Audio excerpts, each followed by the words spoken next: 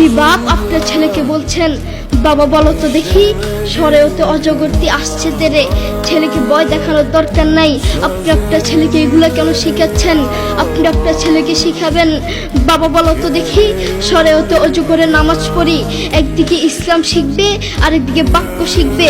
আপনি আপনার ছেলেকে কিছু কবিতা শিখাচ্ছেন, বাবা বলো তো দেখি ওই দেখা যায় তাল গাছ ওই আমাদের গা, ওইখানেতে বাস করে কানা বগিচা, ও বগিতি খাস কি পান্তা ভাত চাষ কি, পান্তা আমি পাই না পুঁটি মাছ, পান্তা আমি খাই না পুঁটি মাছ পাই না, একটা যদি পাই ধরে গাবুস কুবুস খাই, গাবুস কুবুস খাওয়া লাগবে না।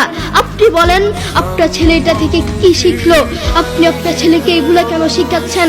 আপনি আপনার ছেলেকে বলবেন, বাবা বলো তো দেখি ওই দেখা যায় কবর, ওই আমাদের ঘর, ওইখানেতে থাকতে হবে অনেকটা বছর, ও কবর তুই চাস কি, নেককার লোক পাস কি, নেককার লোক পাই না, একটা যদি পাই ধরে জান্নাতে ঢুকে, ঠিক কিনা?